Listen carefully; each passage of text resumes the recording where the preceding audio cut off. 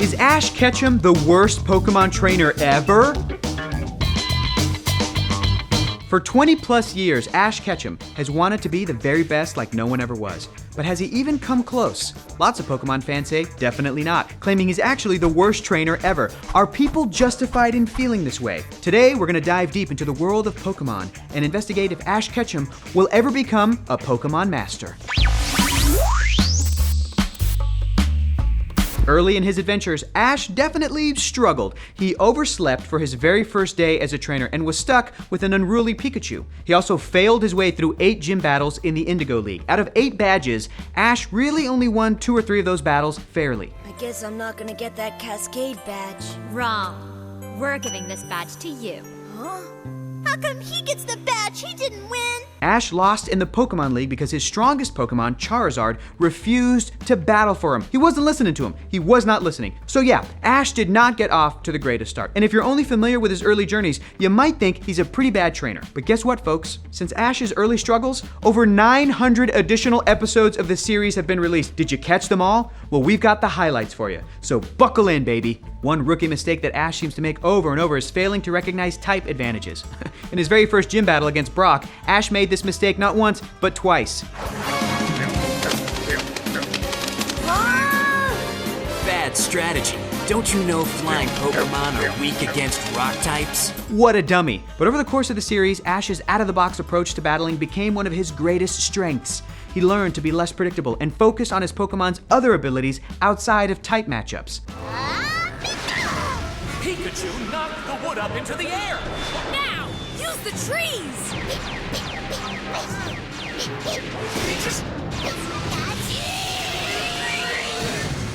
And everybody's ragging on Ash, but honestly, what did Brock and Misty ever do ever, other than Brock hitting on every woman who walked by? What do you think you're doing? You think you're some Casanova? You're 12 years old, Brock. Pfft, nice hairstyle, Brock. It's actually pretty cool. Even though Ash failed spectacularly in his final battle of the Indigo League, he still reached the top 16 in the tournament. Impressive for a first-time competitor and noted 10-year-old. Since then, Ash has entered 7 different leagues, so let's break down his performance. Here we go. And no, we're not going to tell you how Gary did because nobody cares about Gary, okay? Calm down. After the Indigo League in Kanto, Ash traveled to the Orange Islands, remember that? To compete in the Orange League, and he won. It's not as prestigious as the Pokemon League, but after an epic battle, Ash's Pikachu defeats Drake's Dragonite. No, not that Drake, but yes, that Dragonite.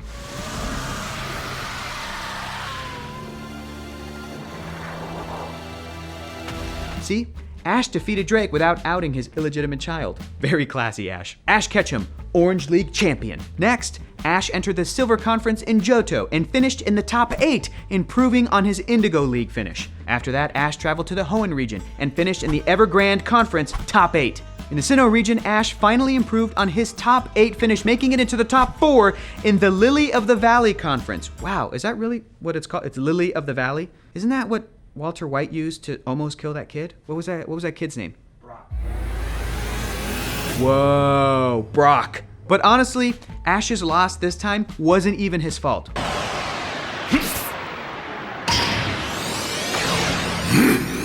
Yeah, it's a freaking Darkrai, a literal legendary Pokemon and one of the most powerful creatures in existence. And Ash actually defeated him. Stepchild, use Leaf Blade!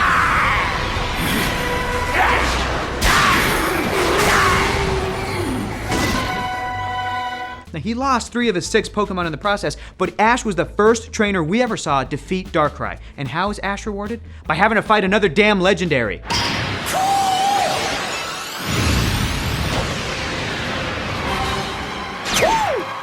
Oh my god, what the hell is the guy has a Latios too? Why is he even competing in the Pokemon League? He obviously has bigger things going for him. Oh, you got a Weeping Bell? Here's a legendary Pokemon. This is the only one that exists. That's unfair.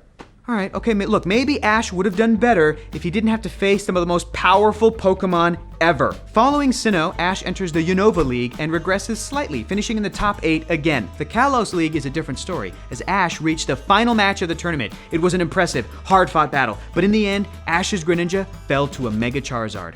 Ash was 1 Pokemon away from being the tournament champion. Let that sink in.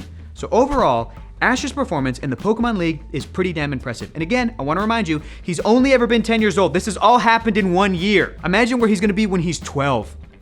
After the Indigo League, he never even finished outside the top 8. And this is the guy that's supposed to be the worst trainer ever? Okay, internet, all right. Another common complaint about Ash involves his relationship with his Pokemon. People are quick to point out that his Pokemon rarely evolve to their final form. We think this is pretty unfair. Now, in the games, evolution is necessary for Pokemon to reach their full potential, but this isn't always true in the series. When Ash's Pikachu lost to Lieutenant Surge's Raichu, Ash has an opportunity to evolve his own Pikachu. I really want to beat that Surge, but I also don't want to force you to evolve if you'd be happier staying the way you are now.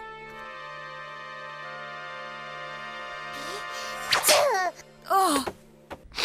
Okay, that was so inspirational. Ash realizes that his bond with his Pokemon is more important than pure strength, and together, he and Pikachu defeat Surge and his Raichu.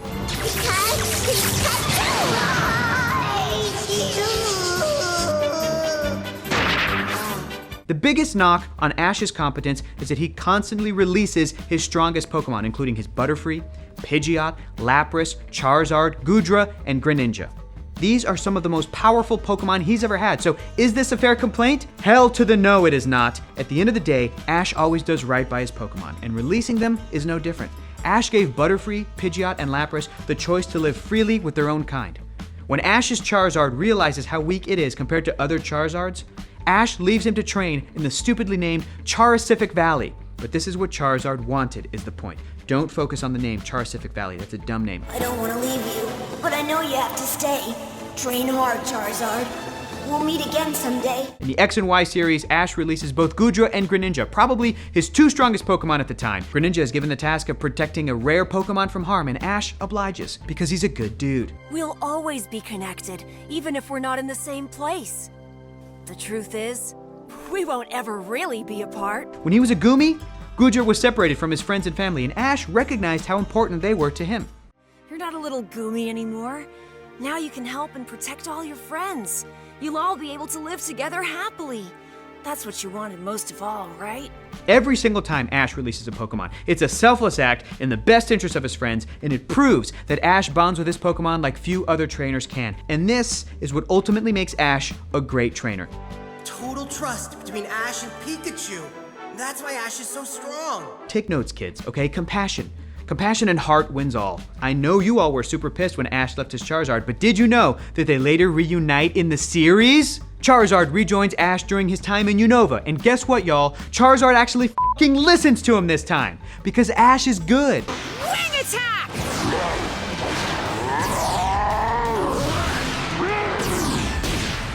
Even more impressive is Ash's bond with his Greninja. So in Pokemon X and Y, they introduced Mega Pokemon, a temporary final evolution. While Ash never had an official Mega Pokemon, his strong bond allowed his Greninja to transform into a wholly unique final evolution, very cleverly named Ash Greninja.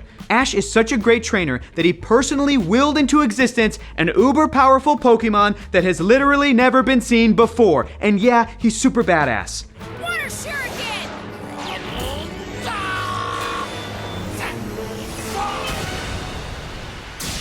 So, is Ash the worst Pokemon trainer ever? No, far from it. We admit that if you've only seen the early days of his adventures, he doesn't appear to be the most competent guy in the Poké world, but look at his achievements since. He's finished in the top 8 or higher in every Pokemon League attempt. He's the Orange League champion, and he's accomplished things previously unheard of in the Pokemon world. In fact, we would argue that Ash is one of the very best, like no one ever was. Sure, Ash has never won the Pokemon League, but that might not be far off. In Pokemon Sun and Moon, the Pokemon League itself is brand new in the Alola region. With all of his experience, could Ash become Alola's very first Pokemon League champion? We think he will. But what do you think? Is Ash the worst Pokemon trainer ever, or has he proven himself over the 1,000 plus episodes of the Pokemon series? Give us your thoughts in the comments below. Pokemon sure do make some funny noises, don't they? Geo, dude. You know who else makes funny animal noises? Legendary voice actor D. Bradley Baker. Chances are, if you've heard an animated animal, you've probably heard Baker. Rob Paulson sat down with D on Talkin' Tunes, and you should definitely head over to projectalpha.com and learn more about this living legend. New episodes drop every Friday. Thanks for joining us for another animation investigation. Be sure to like our video, subscribe to the channel, and hit that bell so you never miss us ever again. And if you want us to investigate your favorite cartoon, let us know. Tweet at Hector is Funny and at Nerdist with our 23 character hashtag animation investigation. That's going to close up this case. See you on the next animation investigation.